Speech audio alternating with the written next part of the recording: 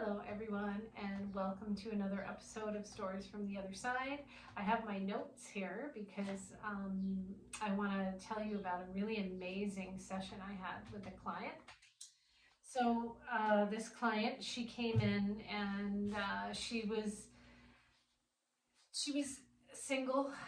She had been divorced for I want to say 6-7 years, I think. At that point, she was really happy.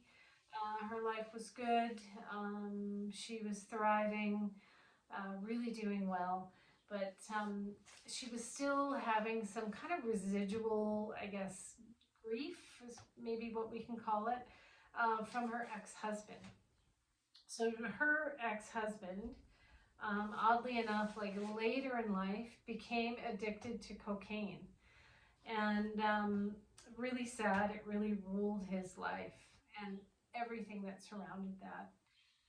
Um, Now, of course, I can't, without permission, tap in on him, but I could tap in on her and him together when they were together. And what I could see was he had a lower astral entity attached to him. You know, quite often when you're addicted to those very nasty, heavy drugs, you'll create holes in your aura, and these entities will come in and attach, and they will encourage you to do all kinds of nasty, gnarly stuff. And they definitely will encourage the addiction to keep going. So when I had her in the room here, I could see all these beautiful light beings around her. Light beings, I will say, they're ninth dimensional or higher. They're made of light. They were absolutely amazing. They don't necessarily need a physical body. They were taking partial physical form, I guess. I can feel them. Like, it's really hard to describe how they feel, but they just feel like the most beautiful expression of unconditional love. Just incredible. And what I could see, and they were beautiful. They were kind of they were sort of rainbow, almost like I was looking through rainbow glass, but there was definitely some silver in there. It was really beautiful. So what I could see with this client on the table, her energetic field, I could see this layer. It was in the emotional layer over her body, and that the part of the energetic field, I could see this sort of really thin, turbid yellow layer. And when I tapped in on that color, I could see that the energetic signature was, you know, her relationship with her husband, just all the crazy emotions with his addiction. So and there was a lot of strife. I'll call it strife in their relationship when he became drug addicted. It was really tough on the whole family.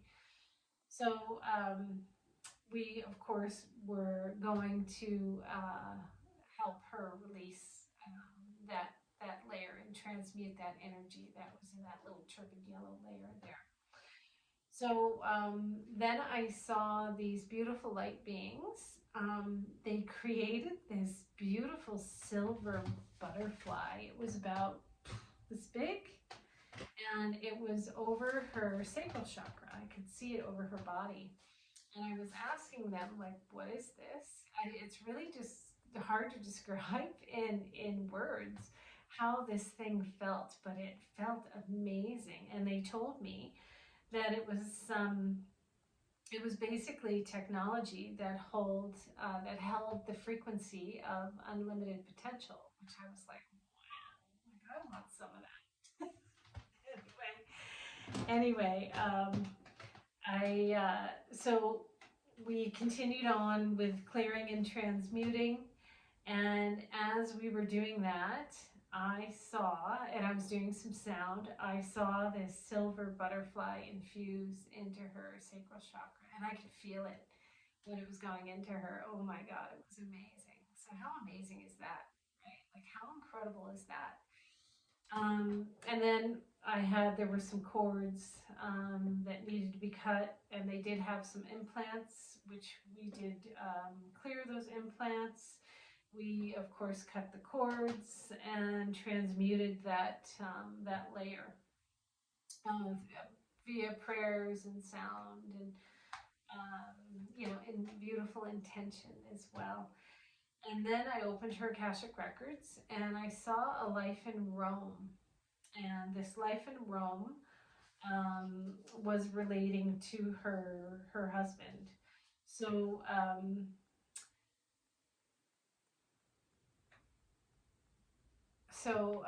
her husband was uh, the, so I could, sorry, let me back up. Okay, so I could see this life in Rome where she was a boy, a young man, I should say a young man, and she had a brother who was also a young man, who was a little bit older than her, and then the dad. It was just the three of them that I could see. So,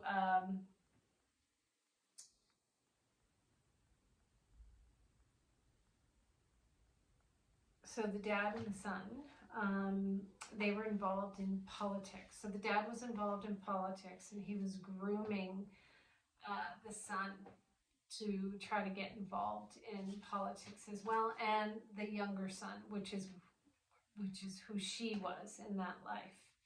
So she was the younger son. The dad and the son were very dark. They weren't very nice to women. They dealt in a lot of the dark arts. I could just see a lot of darkness, a lot of negativity, a lot of betrayal, a lot of lying, a lot of cheating, just, yeah, not nice, abuse.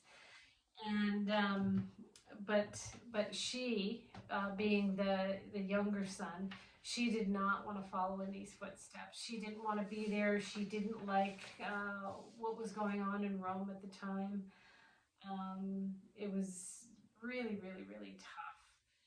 And what I was shown in her records with this life, that it was a very old contract, right, to stay in this sort of soul family relationship, to not be able to get away, because in that life she really wanted to get away. She would fantasize about getting on a boat and and leaving, and she wasn't ever, as this young man, she was never able to leave for many reasons, but she pretty much spent her life in a place where she was never happy and in a family that she didn't really respect at that point. So, what I was shown is this contract, being that she was able to get out of this marriage, out of away from someone who was drug addicted and abusive, and that she completed that karma. So that's what I was shown with this life. We didn't need to go back and heal this life or change anything or shift anything on the timeline. I was just shown that her moving forward with her life, getting away from what didn't serve her at that point because she couldn't change it, was good for her, and this karma was complete. So it was karma from many, many, many years ago. Yeah. So anyway, I think it really helped her. She said she felt a lot lighter. She said she felt a heaviness that really left her chest, which was really, really wonderful to hear. Yeah, so that's it. So I hope you guys enjoyed that. I know it was a little confusing. I'm working on getting better at telling these stories to my phone here. So thank you for listening, everybody. Have a good day.